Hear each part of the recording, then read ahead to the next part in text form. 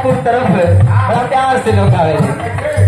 शबरू भाई, जौनपुर तरफ भी बहुत से ऐसी गीतें हैं जो फेमस हैं, लेकिन हम लोगों की तरफ माई बहने गीत के गावे।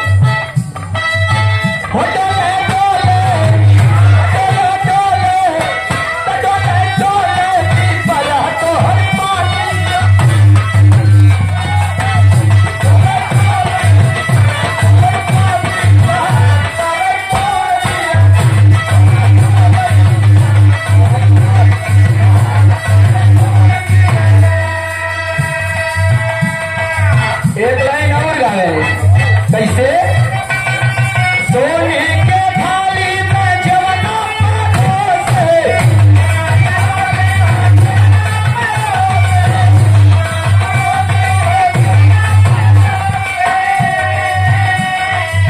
हो जेवई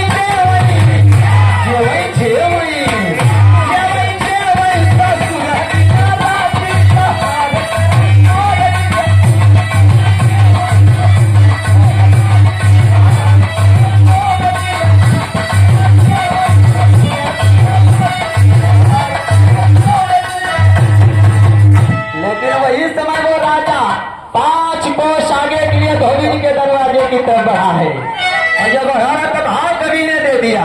इससे बच्ची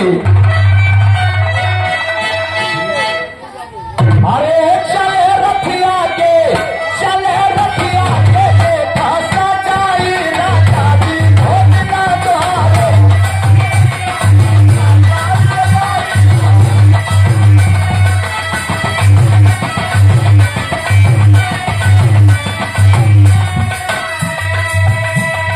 रहिया में मिलल बाए गो कुकुरिया,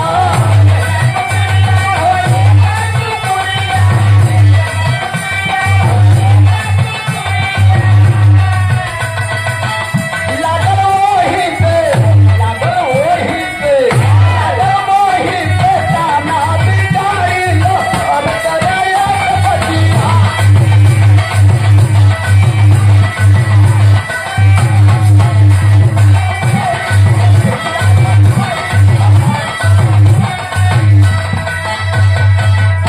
ये बाबू जो ही रथ आगे बढ़ा तो रास्ते में एक कुतिया पहुंच करके रथ के सामने खड़ी हो गई, और जब रथ के सामने वो कुतिया खड़ी हुई है तो जोर जोर से राजा के रथ को देख करके चिल्लाना लगी, भौंकने शुरू कर दी। रथवान नीचे उतरा है और उतर करके डांट करके उस कुतिया को बगल कर दिया, और जब कुतिया को बगल करने का काम किया है उसी समय राजा का रथ उस धोबिन के दरवाजे पर पहुंच गया, और जो ही धोबिन के दरवाजे पर पहुंचा है राजा को देख करके उस धोबिन की बहू ने आवाज दिया है,